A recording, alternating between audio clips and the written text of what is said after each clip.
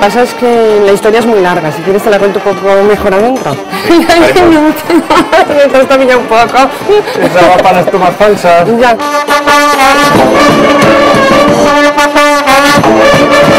Si queréis os enseño lo que hay en la playa. Cuidado, cuidado.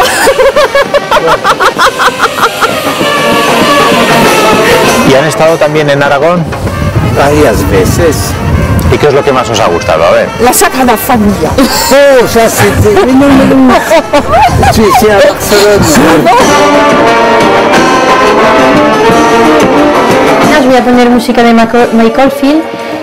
Hizo una música para el Mont Saint-Michel, preciosa.